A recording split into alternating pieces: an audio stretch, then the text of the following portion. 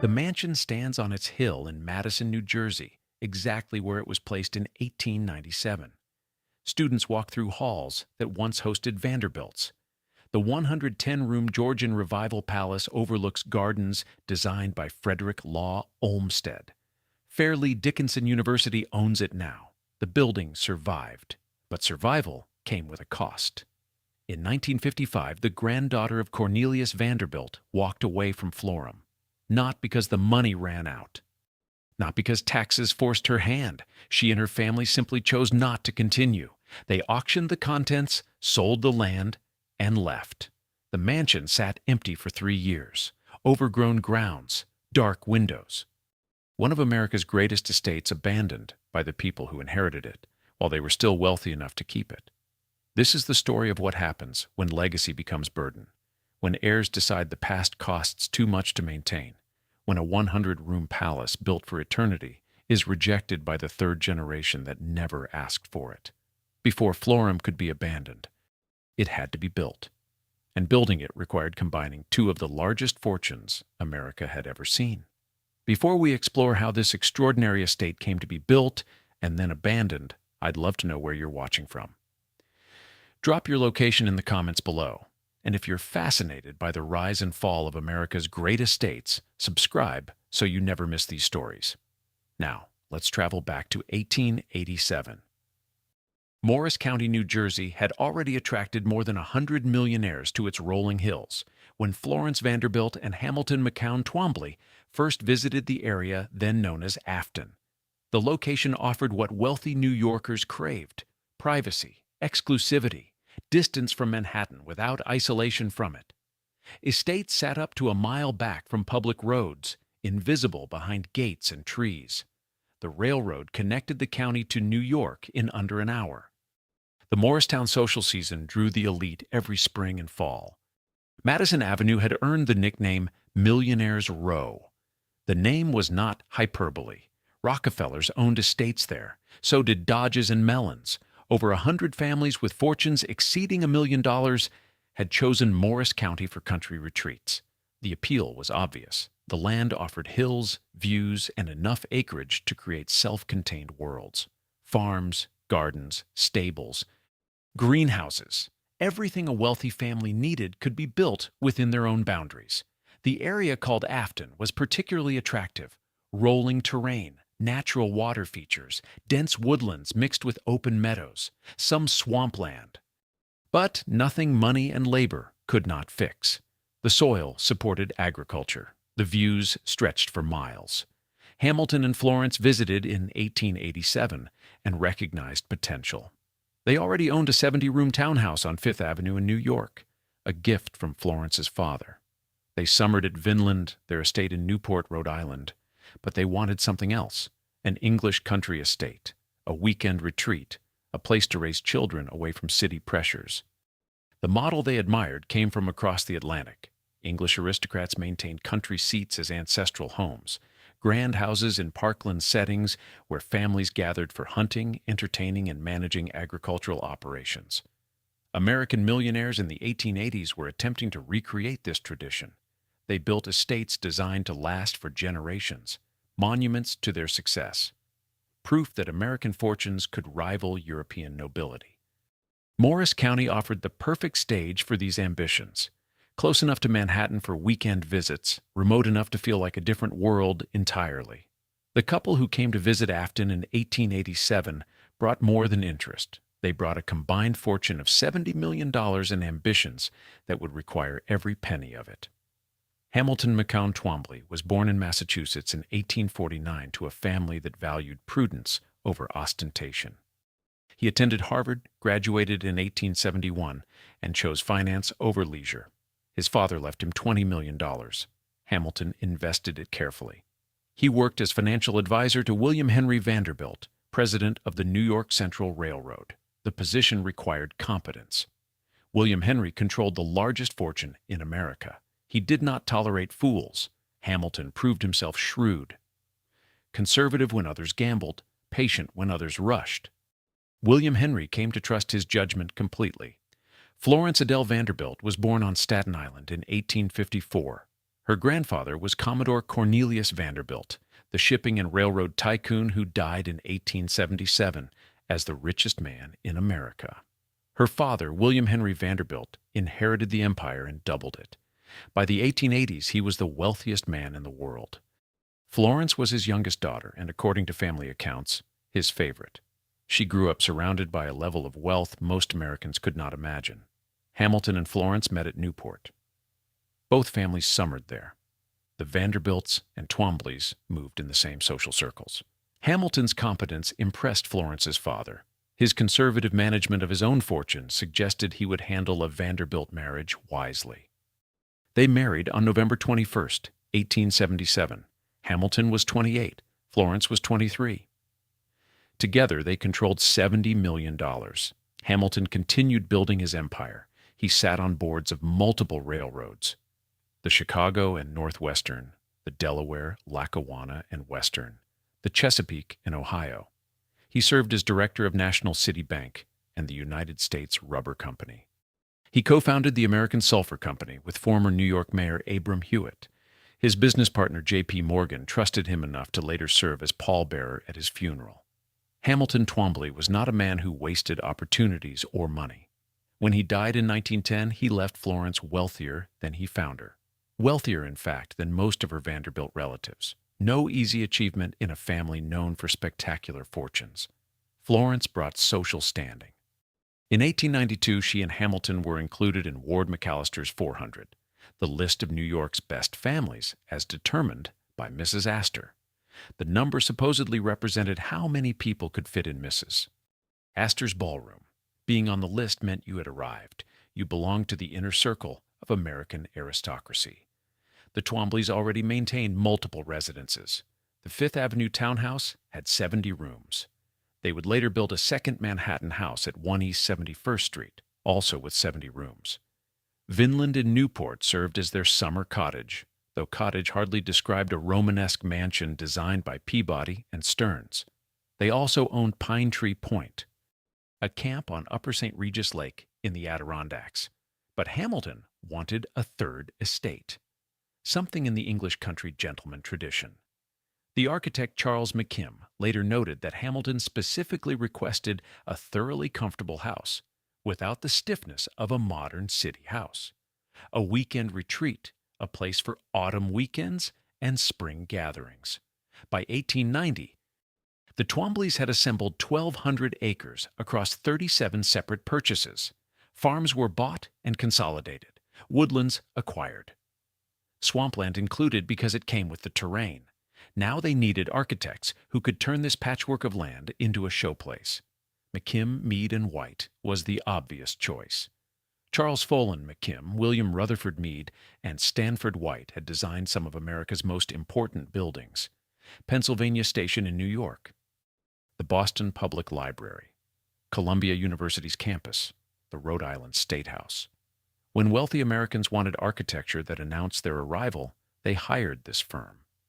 McKim had studied at the École des Beaux-Arts in Paris, the training ground for architects who understood classical proportions. White brought artistic brilliance and connections to everyone who mattered in New York's art world. Mead managed the business with skill that kept projects on budget and schedule. For the landscape, Hamilton turned to Frederick Law Olmsted. The choice was equally obvious. Olmsted had designed Central Park in Manhattan with Calvert Vaux. He had laid out park systems in Boston, Buffalo, and dozens of other cities. Wealthy families hired him to transform raw land into landscapes that looked natural but required years of engineering to achieve. He had already designed the grounds for Biltmore, George Vanderbilt's estate in North Carolina. Florence's cousin George was building what would become the largest private home in America. Florence and Hamilton wanted something comparable, though not quite as massive. Olmsted visited the property in 1890. Much of the 1,200 acres presented significant challenges. Dense swamp filled low areas. Snakes and snapping turtles inhabited the wetlands. The land needed complete transformation before any building could begin. Olmsted developed a plan: clear the swamps, contour the hills, create sightlines and vistas. Position the mansion on a hill overlooking the Passaic Valley. When he presented his vision to Hamilton, he told him, "You have a sweep of landscape to an infinitely remote and perspectively obscure background, as much so as if you owned the state of New Jersey." The work required hundreds of laborers. McKim, Mead, and White brought over 600 workers and their families from Italy. These men arrived with picks, shovels, and wheelbarrows. They spent years clearing swamps, moving earth, creating the foundations for what would become one of America's great estates. Many stayed after construction ended, working as rose cultivators and gardeners. This Italian community became the base for Madison's large Italian population that persists today. Olmsted withdrew from the project in 1893 due to health problems. His firm continued under the direction of his son, John Charles Olmsted, and his stepson, Frederick Law Olmsted, Jr. They completed the landscape design according to the vision Olmsted had established. 150 acres would become formal parkland, gardens, terraces, fountains, specimen trees positioned to frame views. The remaining acreage would function as a working farm. Construction of the mansion began in 1894. McKim, Mead, and White drew inspiration from Christopher Wren's 17th-century wing of Hampton Court Palace in England, Georgian Revival style. Red brick with white trim and accents of Indiana limestone. 3 stories. A central portico supported by 6 Doric columns. Symmetrical wings flanking a main block. The proportions were classical, the materials modern. The result was a building that looked like it belonged to English aristocracy while announcing itself as unmistakably American. Stanford. White oversaw the interior furnishing. He purchased Barberini tapestries from European dealers, a Louis XV ballroom, Renaissance fireplaces from noble Italian homes, marble for staircases and floors. The interior decoration alone cost hundreds of thousands of dollars. Everything was imported, assembled, installed by craftsmen who understood that Hamilton and Florence Twombly expected perfection. Thomas Edison personally designed the heating system. Edison's initial electrical projects had been supported by Hamilton Twombly and J.P. Morgan. When Hamilton needed a heating system for a 110-room mansion, Edison created a network of boilers and tunnels beneath the building. The system worked flawlessly. Guests at Florham never suffered through cold winters despite the building's size. The mansion was completed in 1897, 110 rooms, 23 bathrooms, approximately 65,000 square feet, the 8th or 9th largest private house ever built in the United States, depending on which architectural historian you consulted. Outbuildings included a carriage house designed to hold 40 horses and numerous carriages, 10 greenhouses for flowers and produce, an orangery for citrus trees, a gate lodge, everything a self-sufficient estate required. The total cost approached $5 million. The mansion itself cost approximately $2 million. The landscape, another $2 million. The remaining $1 million covered furnishings, outbuildings, and farm infrastructure. To put these numbers in context, gardeners working on the estate earned $1 per day. The landscape alone represented 2 million days of labor at those wages. In 2024 dollars, the entire estate cost approximately $189 million to create. The couple named the estate Florham, a combination of their first names. They moved in during the spring of 1897. Though construction would continue for 2 more years, the house was ready. Now they had to fill it with life. The Twomblys lived at Florham 4 months each year, spring and fall, the Madison social season. Winters they spent at their Fifth Avenue townhouse in New York. Summers they occupied Vinland in Newport. But Florham was where they seemed happiest. According to letters and accounts from family members, the estate allowed them to entertain on a scale impossible in the city. It gave their children room to grow up away from urban crowds. It demonstrated their position in ways that mere wealth could not. Operating Florham required 125 people. Groundskeepers maintained the gardens, lawns, and parkland. Farmers ran the agricultural operations. Indoor staff handled cooking, cleaning, serving. Footmen, coachmen, and chauffeurs wore maroon livery, the House of Vanderbilt color. The household ran with military precision. Florence Twombly managed it personally. She knew every detail of every operation. The farm occupied over 900 acres stretching behind the mansion across what is now Park Avenue. Hamilton hired Edward Burnett, a former congressman and respected dairy expert, to manage operations. The farm raised a world-renowned herd of Guernsey cattle. Milk production alone generated approximately $2,000 annually, not a significant sum for people worth $70 million, but proof that the farm functioned as a legitimate agricultural enterprise, not merely decoration. The carriage house initially held 40 horses, as automobiles became practical. Hamilton acquired 15 cars. 6 were maroon Rolls Royces. The others included various makes selected for reliability and comfort. Drivers and mechanics maintained the fleet in spotless condition. Florence's entertaining followed strict patterns. She hosted 5 formal weekend house parties each season, 15 to 20 guests per weekend. Special trains brought visitors from New York to a private railroad siding on the estate. Guests arrived Friday afternoon, departed Sunday evening. The schedule was fixed. Activities were planned, meals were formal, dress codes enforced. Florence's hosting style was formal even by Gilded age standards. An organist played Brahms' lullaby to signal when she was ready to retire for the evening. Guests understood this meant the party was over. Florence would tour the rooms, greeting each guest one final time. When she reached the last person, she would turn to the butler and say, "It is time." Carriages or automobiles appeared at the door within minutes. Guests unfamiliar with this ritual sometimes found themselves standing outside waiting for transportation they had not summoned in time. Florence did not adjust her routines for anyone's convenience. The estate maintained strong connections with the local community despite its exclusivity. In 1900, the Twombleys hosted a celebration for the estate's opening and served ice cream and cake to the entire population of Madison. The Grace Episcopal Church Choir sang annually at Florham during Christmas, enjoying a lavish feast with full waitstaff afterward.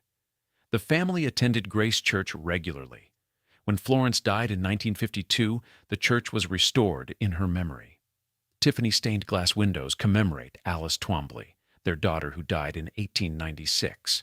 The estate functioned as Hamilton and Florence intended, a self-sufficient world, a stage for entertaining, a retreat from the demands of business and society, a place where the next generation of Twombleys could grow up surrounded by beauty, order, and the certainty that came with vast wealth properly managed.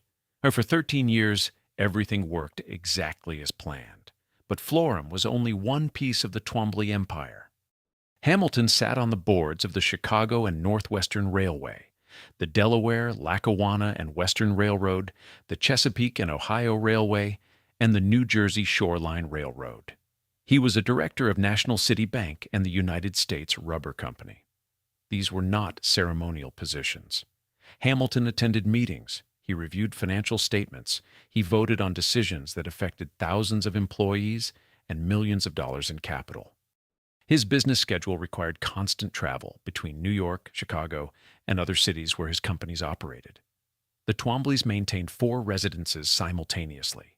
The Fifth Avenue townhouse had 70 rooms and required its own staff. Vinland in Newport was even larger, with extensive grounds. The Adirondacks camp served as occasional refuge during summer. Florham demanded the most attention because of the farm operations and the scale of the grounds. Managing this empire of properties required coordination, budgets, and staffing decisions that fell largely to Florence once Hamilton was occupied with business. Florence navigated the social world with equal skill. She maintained her position in the 400. She attended events in New York during the season. She cultivated relationships with other wealthy families, many of whom owned neighboring estates in Morris County. These were not merely social connections. They were alliances that affected business opportunities, marriage prospects for children, and access to information that helped preserve and grow wealth. The Twombleys belonged to the Metropolitan Club, the Tuxedo Club, the Union Club, and the New York Yacht Club.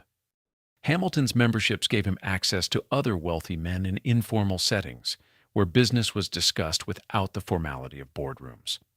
These clubs were where deals were proposed, partnerships formed, opportunities shared. Membership was selective. The Twombleys' acceptance demonstrated their complete integration into America's aristocracy. Florham was among the largest estates in America. but it was not the largest. George Vanderbilt's Biltmore in North Carolina had 250 rooms and covered 175,000 square feet. The Breakers in Newport, built by Cornelius Vanderbilt II, was equally massive. Marble House, also in Newport, cost $11 million. Florham was substantial, ranking somewhere between 8th and 10th on lists of America's largest private homes. But it was not trying to win a size competition. Hamilton and Florence wanted a comfortable country house. 110 rooms was their definition of comfortable. The town of Afton changed its name in 1899. Hamilton Twombly and his neighbor Dr. Leslie Dodd Ward persuaded the New Jersey legislature to incorporate the area as a borough. They named it Florham Park after the estate. The town took its identity from the mansion on the hill. A century later, that connection persists. The town's name serves as permanent reminder of the estate that defined the community. Hamilton's investment philosophy shaped every decision. He believed in conservative management, diversification, long-term growth over short-term speculation. His approach worked. When he died in 1910, Florence inherited an estate worth more than she brought to the marriage. She was wealthier than most of her Vanderbilt relatives, including some who had inherited larger initial fortunes, but spent or invested poorly. Hamilton had succeeded at what many Gilded Age millionaires failed to achieve. He preserved and grew his wealth rather than watching it evaporate through extravagance or bad judgment. The empire Hamilton built was designed to last for generations. The estate was meant to become an ancestral seat, but tragedy doesn't respect ambition. 1896. Alice Twombly died of pneumonia 3 weeks before her 17th birthday. The estate wasn't even finished. Construction continued on outbuildings while the family prepared for Alice's funeral. She had been planning her society debut. Instead, her parents arranged her burial. A Tiffany stained glass window was commissioned for Grace Episcopal Church as her memorial. The window depicts religious scenes in colors that catch light during services. Parishioners still see it today. Alice's death devastated Florence particularly. Letters from this period preserved in family archives show a mother struggling to understand why money and access to the best doctors could not save her daughter from an infection that killed in days. Hamilton buried himself in work. He returned to his railroad boards, his banking duties, his investments. Grief was private. Business continued. The family recovered slowly. 3 other children remained. Florence, the oldest surviving daughter, had married William Armistead Mulberden in 1904. Ruth, the youngest daughter, helped her mother manage Florham as she grew older. Hamilton Jr., the only son, showed promise. He attended school, worked as a camp counselor during summers, seemed destined for Harvard like his father. 1906, Hamilton Jr. drowned while working at a summer camp. He was 18 years old, the only son.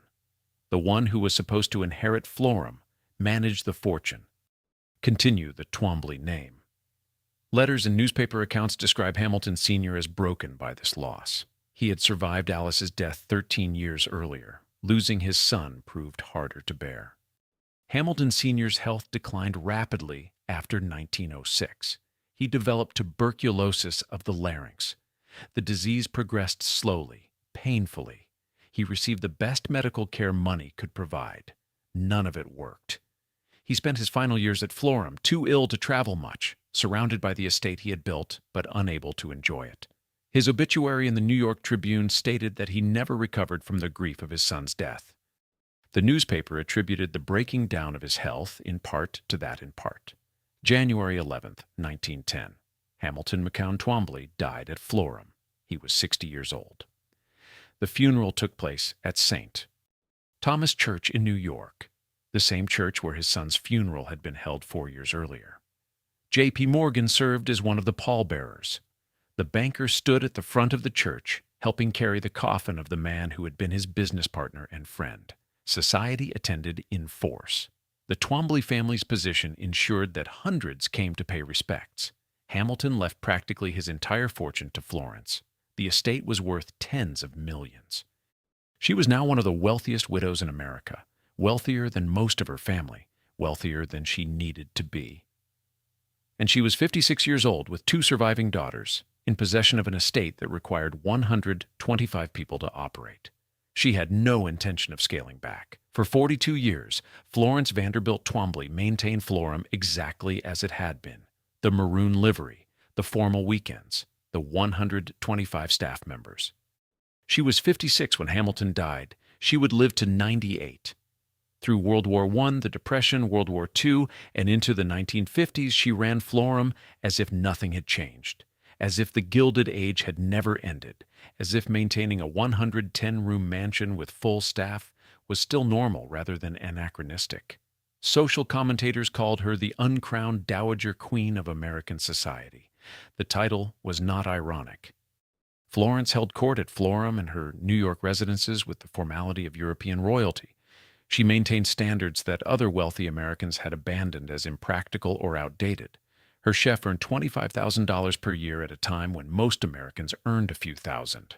Her butler had 4 footmen to assist him. She owned 15 automobiles. Her New York mansion contained 70 rooms, all maintained and staffed whether she was in residence or not. A magazine profile in 1946 noted that she employed more than 100 servants at one of her country places. And she does not crave publicity, the article concluded. She hates it. Ruth, the surviving younger daughter, never married. She became Florence's companion and co-manager of the estate after Hamilton's death. Ruth was an athlete, a tennis coach, and a philanthropist. She founded the Opportunity Shop, a charity thrift store in Manhattan that raised money for various causes. But her primary role was helping her mother maintain Florham. In 1924, Ruth built her own structure on the grounds. She called it the Playhouse. The name understated its scale. The building included a drawing room, kitchen, servant quarters, den, indoor clay tennis court, and indoor swimming pool. Exotic trees and shrubs surrounded the pool. Frescoed walls depicted Mediterranean scenes. The Playhouse functioned as a self-contained residence where Ruth could entertain independently of her mother. The arrangement worked because Florence and Ruth divided the social calendar. Florence hosted formal weekends in her traditional style. Ruth entertained her own guests on alternate weekends. When Florence was hosting, Ruth retreated to her playhouse. When Ruth threw parties, Florence stayed in the main mansion. The system allowed both women to maintain their preferred lifestyles without conflict. Ruth's parties during Prohibition became legendary. She had stockpiled alcohol in 1919 before the 18th Amendment took effect. The law prohibited manufacture and sale of liquor after January 1920. But it did not forbid consumption of alcohol purchased legally before that date. Ruth exploited this loophole enthusiastically. Her playhouse parties lasted 3 days. Dancing, drinking, entertainment. Guests knew they could enjoy legal liquor at Florham long after it disappeared elsewhere. Florence maintained her routines through all of this. The organist still played Brahms' Lullaby. The maroon liveried staff still served formal dinners. The gardens were maintained to the same standards Hamilton had established in the 1890s. Florence was living in the 1920s, 30s, and 40s as if she were still in 1897. The world had moved on. Florence had not. The anachronism became more pronounced with each passing decade. By the 1930s, most Gilded Age estates were struggling. Many had already been sold or demolished. The Depression made maintaining large staffs difficult even for the wealthy. World War II brought labor shortages and gasoline rationing that made operating multiple large properties nearly impossible. Other Vanderbilt family members sold their estates, simplified their lives. Florence refused. She could afford to refuse. Hamilton had left her secure. She had no debt. The fortune generated enough income to cover Florham's expenses. Even during the Depression, Ruth helped manage operations. Florence never faced a crisis that would have forced change, so she continued, year after year, decade after decade. The last holdout from an era that most people knew only from history books. But Florence's determination to preserve the past could not stop economics. The Vanderbilt fortune that built Florham was disappearing. At its peak in 1885, the Vanderbilt family fortune stood at $200 million, equivalent to over $5 billion today. That was the combined wealth when William Henry Vanderbilt controlled the New York Central Railroad and its associated enterprises. The Commodore had built the foundation. William Henry doubled it. The family seemed destined for permanent wealth. By the 1940s, the collective Vanderbilt wealth had shrunk to under $5 million. Not $5 million per family member, $5 million total among all the Vanderbilt descendants. The fortune had effectively vanished within 2 generations. Several forces destroyed the Vanderbilt wealth. Federal estate taxes were introduced in 1916. Every time a Vanderbilt died, the government took a significant percentage. The tax was designed specifically to break up large fortunes. It worked. Each generation inherited less than the previous one. Each generation paid taxes on what they inherited. The wealth diminished steadily. Extravagant spending accelerated the decline. Vanderbilt family members competed with each other to build larger estates, buy bigger yachts, throw more elaborate parties. The breakers in Newport cost $7 million. Marble House cost $11 million. Biltmore in North Carolina cost even more. These houses were expensive to build. They were even more expensive to maintain. Staff, upkeep, taxes, improvements. The costs never stopped. Poor investment decisions hurt many family members. Not everyone had Hamilton Twombly's conservative approach. Some Vanderbilts speculated in risky ventures. Others simply spent principal rather than living on income. Family fortunes that should have lasted forever disappeared within decades. The stock market crash of 1929 devastated Vanderbilt holdings like everyone else's. Stocks that had been worth millions became worthless or worth a fraction of their previous value. Some Vanderbilts never recovered. They sold estates at losses, auctioned furnishings, moved to smaller homes. The Depression forced harsh choices on people accustomed to unlimited resources. Florham felt the pressure indirectly. Florence personally remained secure because Hamilton had invested conservatively. But maintaining the estate became harder as costs rose and family resources declined. Starting in the 1920s, portions of the original 1,200 acres were sold for suburban residential development. The estate gradually shrank. By the time Florence died, only about 835 acres remained. The rest had been parceled off and sold. The farm operations continued, but at reduced scale. The prize-winning Guernsey herd was maintained because Hamilton had been proud of it. The greenhouses stayed operational. The gardens were preserved. But everyone understood that this level of operation could not continue indefinitely.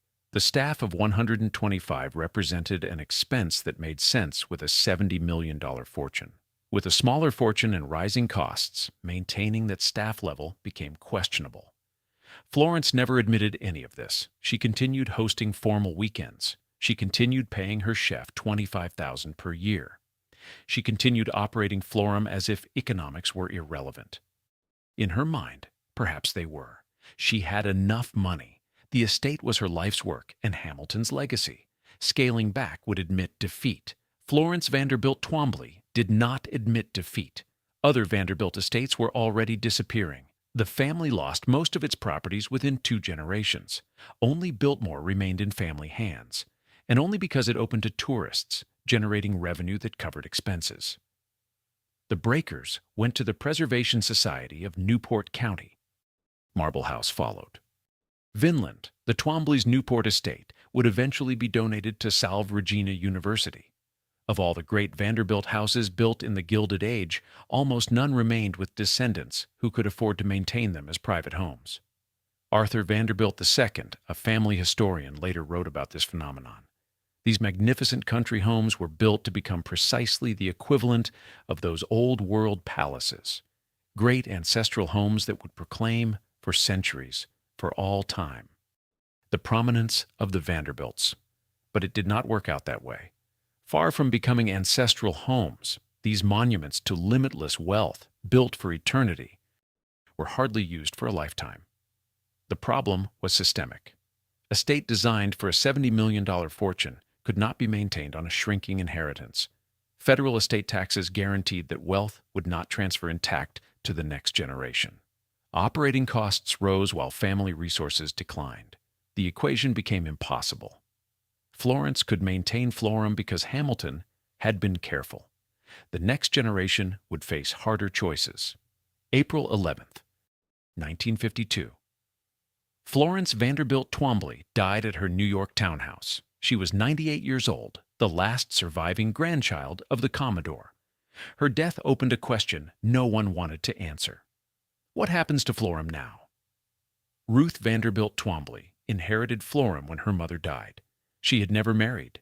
She managed the estate as her father and mother had, maintaining the staff, the gardens, the routines.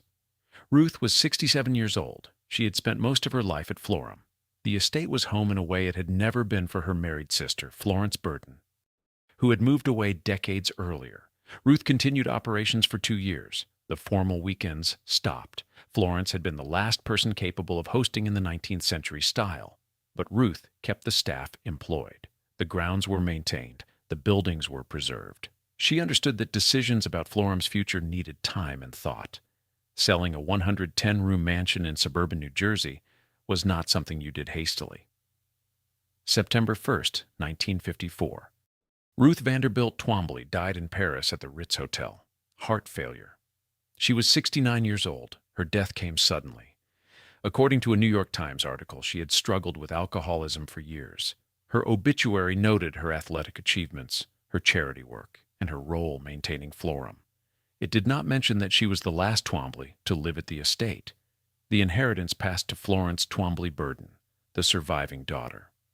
Florence had married William Armistead Mole Burden in 1904 and was widowed by 1909. She had 2 sons, William and Shirley. The Burden family lived in New York and maintained their own properties. Florence Burden was in her 70s when she inherited Florham. She had not lived at the estate since her marriage 50 years earlier. The decision facing the Burden family was stark. Keep Florham and maintain it, or sell it and move on.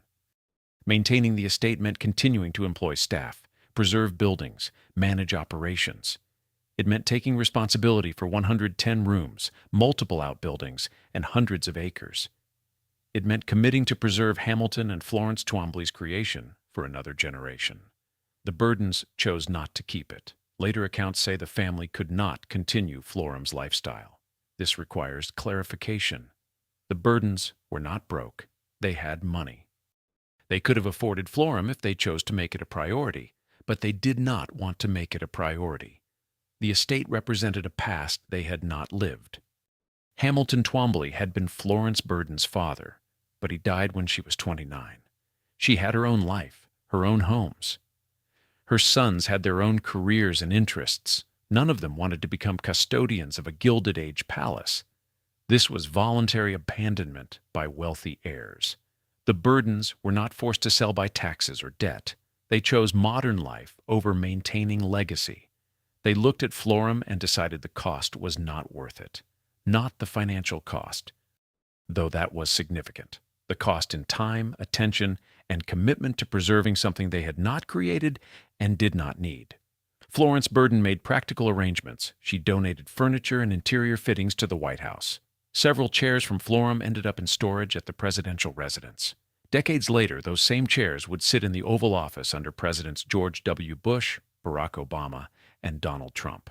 She also donated Vinland, the family's Newport estate, to Salve Regina University in 1955. June 15th and 16th, 1955. Parke-Bernet Galleries held a public auction on the premises, English and Dutch furniture, tapestries, and other appointments of Florham. The estate of the late Ruth Vanderbilt Twombly. Over 1,000 bidders attended. They walked through rooms where Vanderbilts had entertained presidents and European aristocracy. They examined Barberini tapestries, Renaissance fireplaces, Louis XV furniture. Then they bid. Dealers bought pieces for resale. Collectors acquired treasures for private homes. Museums picked up items they had long admired. The contents of Florham were dispersed across the country. The mansion emptied. The staff was dismissed. The grounds received no maintenance. The splendor of Florham and its Vanderbilt mystique ended. Those words appeared in contemporary accounts of the auction.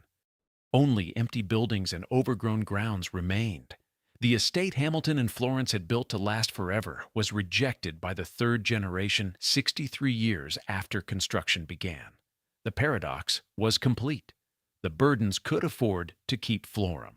They simply did not want it. This was not a story of poverty or taxes forcing a sale. This was a story of heirs deciding that legacy was not worth the burden.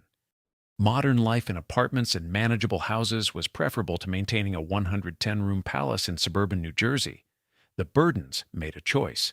They chose freedom over obligation. For 3 years, Florham stood empty. No staff, no maintenance. Gardens overgrew. Fountains stopped running. Windows stayed dark. The 110-room mansion on the hill watched Madison change without it. Weeds pushed through the Italian gardens. The orangery collected dust. The carriage house held nothing but echoes. It was 1955. The Gilded Age was long dead, but the building remained, waiting for someone to decide what a Vanderbilt palace was worth in modern America. The gates stayed closed. The fountains stopped running. Weeds pushed through the Italian gardens. Windows that once glowed with ballroom light stayed dark. The mansion Hamilton Twombly built to announce his arrival had been abandoned by his descendants. The parkland Frederick Law Olmsted spent years designing returned slowly toward wild state. Specimen trees planted in the 1890s still stood, but the vistas they were meant to frame grew obscured by undergrowth. Securing an empty mansion presented challenges. Suburban New Jersey in the 1950s was not remote wilderness. Teenagers knew about the abandoned Vanderbilt estate. Urban explorers looked for ways inside.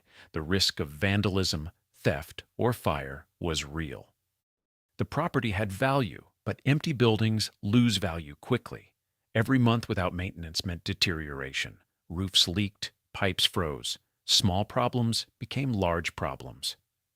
The estate fragmented as Florence Burden made arrangements to sell. The 1,200 original acres had already shrunk to about 835 through sales in previous decades.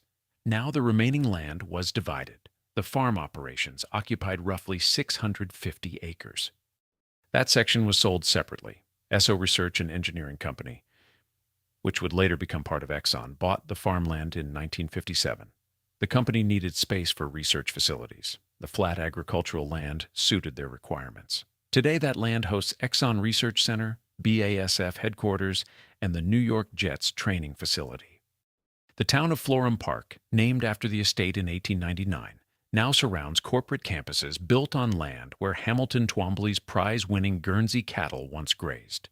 The mansion and approximately 178 to 187 acres remained available. Sources vary slightly on the exact acreage. What was clear was that this section included the main house, the carriage house, the orangery, the greenhouses, the formal gardens, and the parkland immediately surrounding these structures. This was the core of Florham, the architectural and landscape masterpiece, the 110 rooms, the McKim Mead White design, the Olmsted Gardens. Who would want it? A 110-room Georgian revival mansion required millions in upkeep, even if you got it for nothing. The building needed constant maintenance. Heating costs alone were enormous. Staffing was impossible for any private owner without extraordinary wealth and willingness to dedicate that wealth to preservation. The pool of potential buyers was small, very small. Some real estate analysts looked at the property and saw demolition as the logical outcome. The land was valuable. Madison and Florham Park were growing. Suburban development was expanding throughout Morris County. The mansion could be razed, the land subdivided. Houses built on quarter-acre lots. The return on investment would be substantial. This was the 1950s and 60s, the peak period for demolishing Gilded Age estates. Many were torn down without public outcry. Americans in the post-war era wanted modern homes, not drafty palaces built before air conditioning. But Florham's demolition never happened. There was no preservation battle, no public campaign, no newspaper editorials demanding the mansion be saved. The contrast with Pennsylvania Station is striking. Penn Station, also designed by McKim, Mead, and White, was demolished in 1963. The destruction sparked outrage that led to the creation of New York's Landmarks Preservation Commission. But Penn Station was in Manhattan, visible, used by millions. Florham sat in suburban New Jersey, invisible behind gates, known mainly to locals. Its crisis was quiet. Several factors worked in Florham's favor despite the lack of public awareness. The mansion's size deterred demolition. Tearing down a building of 65,000 square feet with brick walls and solid construction was expensive. The return on subdividing the land had to justify not just land value, but demolition costs. The parkland was protected by Olmsted's design, the placement of specimen trees, the contouring of hills, the relationship between built and natural environments. Developers would have to destroy much of what made the property valuable to extract maximum return. That calculation was less attractive than it first appeared. The real estate market in northern New Jersey favored institutional buyers over residential developers. Universities were expanding, corporations were building suburban campuses. The post-war economy was booming. Organizations with long-term planning horizons looked at Florham differently than speculators did. They saw a ready-made campus, buildings that could be adapted, grounds that provided setting and space, prestige that came with owning a Vanderbilt estate. The economics made sense if you were building an institution, not flipping property. 1958. Fairleigh Dickinson University was looking for a third campus. The university had been founded in 1942 by Dr. Peter Sammartino and his wife Sally. They started with 153 students in Rutherford, New Jersey. By 1948, they had expanded to a 4-year curriculum. In 1954, they purchased Bergen Junior College as a second campus, now called the Metropolitan Campus. In 1956, the New Jersey State Board of Education granted the institution university status. Growth required more space. Someone showed them Florham. Peter Sammartino and his wife Sylvia had founded Fairleigh Dickinson as a junior college in Rutherford in 1942. 16 years later, they needed room to grow. The university was named after Colonel Fairleigh S. Dickinson, an early benefactor who co-founded Becton Dickinson, the medical technology company. Dickinson provided funding that allowed the Sammartinos to expand beyond their initial vision. By the mid-1950s, enrollment was increasing rapidly. The GI Bill had created demand for higher education in northern New Jersey. Fairleigh Dickinson served students who wanted degrees but could not or did not want to attend large state universities. The Florham property offered obvious advantages. 178 acres provided room for expansion. The mansion could serve as administration building, classrooms, and special event space. Outbuildings could be converted to labs, library, and support facilities. The Olmsted-designed grounds created an academic atmosphere unlike anything available in suburban strip mall construction. The location was excellent, close to New York, but far enough away to create a distinct campus identity.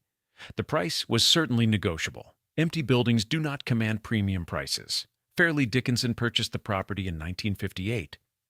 The exact price has never been publicly disclosed, but it was likely modest given the condition and the limited market for 110-room mansions. The university acquired not just buildings and land, but architectural and cultural significance. The Florham campus would be housed in one of America's largest historic houses, designed by the premier architectural firm of the Gilded Age, set in landscapes by the country's most famous landscape architect. That pedigree had marketing value. Parents sending children to college wanted to know the institution had substance. Florham provided that in stone, brick, and acres of manicured grounds.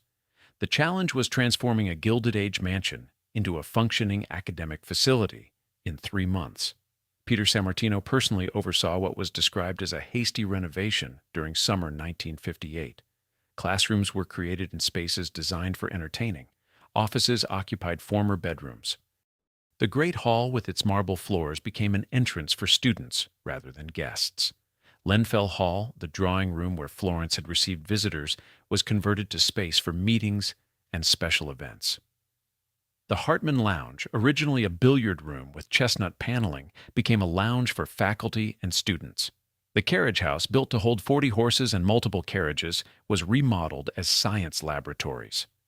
The structure was large enough and solid enough to support equipment, utilities, and spaces needed for chemistry, biology, and physics instruction. The orangery, built for growing citrus trees, was preserved and converted into a reading room for the campus library. The building's glass walls and elegant proportions made it ideal for study space. Students could read surrounded by light and views of the gardens.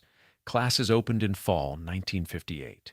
Students walked through doors that Vanderbilts had used. They sat in rooms where Gilded Age society had gathered. Most had no idea they were occupying one of America's great estates. They cared about getting degrees, finding careers, building lives. Florham was their campus. The history was interesting but not central to their experience. The bet Fairleigh Dickinson made was whether a university could maintain what a wealthy family could not. The answer depended on purpose. The Burdens walked away because maintaining Florham as a private estate made no sense for them. Fairleigh Dickinson took on Florham because it made perfect sense as a campus. The buildings would be used constantly. The grounds would serve students, not just guests at weekend parties. The costs of maintenance could be spread across an institutional budget and justified by educational mission. The mansion would live, but it would live differently. The first students to walk through the Great Hall in September 1958 had no idea they were standing in a mansion built for eternity. They cared about classes, not Vanderbilts. That indifference may have been exactly what Florham needed. 32 years after FDU opened the campus, a group of volunteers recognized something important. The university had accidentally become custodian of one of America's most significant Gilded Age estates. Preservation required more than just preventing demolition. It required active restoration, historical research, and public education. In 1990, Emma Joy Dana, University librarian Dr. James Fraser, and a group of colleagues founded the Friends of Florham. The organization's mission was straightforward: advise the university administration on preservation of historic elements, raise funds for restoration projects, educate the public about Florham's significance. The Friends recognized that Fairleigh Dickinson had saved Florham from demolition, but saving from destruction was not the same as preserving excellence. The mansion needed work. The grounds needed care. The history needed documentation. Early restoration efforts focused on spaces that served university functions but had historical significance. Lenfell Hall, the former drawing room, was renovated in 1999. The space hosts banquets, weddings, and university events. The restoration maintained original proportions while installing modern climate control and lighting. Original portraits of the Vanderbilt Twombly family were gathered through a special project. Some were purchased, others were loaned. Reproductions were commissioned of paintings the university could not acquire. The portrait collection tells the family story from the Commodore through multiple generations. One blank space is reserved for an 1890 portrait of Florence by John Singer Sargent, which the university hopes to eventually reproduce with permission. The Great Hall was restored in 2001. Marble floors were refinished. Walls were repaired. Period lighting was installed. The space now reflects its original elegance while serving as the main entrance for students and visitors. The restoration cost hundreds of thousands of dollars, funded by Friends of Florham through donations and university matching grants. In 2004, family paintings were cleaned and rehung. The process revealed details obscured by decades of dirt and deterioration. Colors appeared brighter. Faces became clearer. The paintings now hang in Lenfell Hall and the Great Hall, providing visual connection to the family that built Florham. The Hartman Lounge received enhancement in 2012. The chestnut paneling was preserved and refinished. New blue and red draperies were installed. Chippendale-style sofas replaced worn furniture. A Persian-style carpet covers portions of the herringbone floor, an element common in McKim, Mead, and White designs. The room serves as faculty lounge and event space. Architectural drawings by McKim, Mead, and White were rematted and mounted on walls, documenting the room's design history. Garden restoration required years of work. The Italian gardens alongside the mansion had been maintained during the university years, but not to original standards. Starting in the 2000s, Friends of Florham funded restoration of pergolas, parterres, and plantings based on historical photographs and Olmsted Brothers plans. The fountain gardens behind the mansion received similar attention. The lower fountain, called the Clowney Gardens, was completely rebuilt. Water systems were replaced. Stonework was repaired. Plantings were restored to match Olmsted's vision. The back terrace, portico, and connecting stairs were nearly complete by 2023. This project involved historic building architects and Joseph A. Natoli Construction. The work restored architectural details that had deteriorated over more than a century. Balustrades were rebuilt matching original materials. Stonework was cleaned and repaired. The terrace now serves as event space while maintaining historical integrity. Preservation philosophy guided all these projects. The goal was maintaining authenticity while allowing the spaces to serve educational functions. Changes had to be reversible where possible. Modern systems like heating, air conditioning, and lighting were installed in ways that minimized impact on historic fabric. Original materials were preserved and repaired rather than replaced unless absolutely necessary. The university faced challenges balancing preservation with growth. New academic buildings were needed to accommodate increasing enrollment. The Friends of Florham and preservation advocates argued for careful siting that preserved Olmsted's original vistas. Some landscape was lost to construction. The Friends worked to ensure that new buildings complement rather than overwhelm the historic core. In 2004, Edward Burden, great-grandson of Hamilton and Florence Twombly, donated household ledgers, correspondence, and family papers to the university. This gift provided primary source material for research into how Florham operated during the Twombly years. Scholars now have access to information about daily expenses, staff management, social events, and family life. The papers are being digitized and will be available through Fairleigh Dickinson's digital library. Shirley Burden, another great-grandson and a professional photographer, took extensive photographs of Florham during his visits as a child in the early 20th century. His photographs, now in university archives, document spaces and gardens as they appeared under Florence's management. These images guide restoration work and provide visual evidence of original conditions. The Friends of Florham offer public programs throughout the year, lectures on architecture and landscape design, guided tours of restored spaces, events celebrating Gilded Age history. These programs connect the community to Florham's history while raising funds for ongoing preservation. The organization believes that public engagement creates support for continued preservation efforts. In 2017, PBS featured Florham in a Treasures of New Jersey documentary. The program highlighted the estate's significance as one of the last great Gilded Age properties with integrity intact. Most Vanderbilt estates have been demolished or radically altered. Florham survives with its mansion, grounds, and historical context largely preserved. The university's commitment to stewardship receives recognition nationally. Florham's survival is remarkable when compared to its contemporaries. The Singer Building in Manhattan, once the tallest building in the world, was demolished in 1968. Countless other Gilded Age estates were torn down or carved into smaller lots. Florham survived because a family chose to abandon it, allowing transformation rather than fighting to preserve an unsustainable past. Today, approximately 3,400 students attend classes on the Florham campus.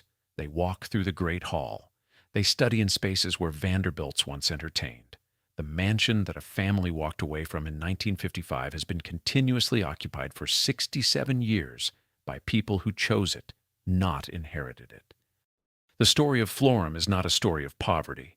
It is not a story of taxes destroying a fortune, though taxes played their part. It is a story about choice. Hamilton and Florence Vanderbilt Twombly built an estate meant to last forever. Architecturally, they succeeded. The mansion still stands 128 years after construction. The gardens still function. The buildings remain solid, but dynastically, they failed. Their heirs did not want what they built. The paradox is that Florham survived precisely because the family let it go. If the Burdens had kept the estate, they would have faced the same pressures Florence faced in her final years: rising costs, declining family resources, the impossibility of maintaining a 110-room house on an inheritance diluted by taxes and time.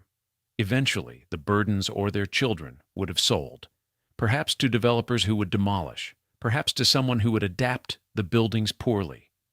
Perhaps no one would buy, and the mansion would decay until condemned. Instead, the Burdens walked away in 1955 when the estate still had value. Their abandonment created an opportunity. The empty buildings could be purchased by an institution with resources and purpose. Fairleigh Dickinson saved Florham not through heroic rescue, but through practical need for a campus. The university was not trying to preserve history. It was trying to grow enrollment. Preservation happened as consequence of use.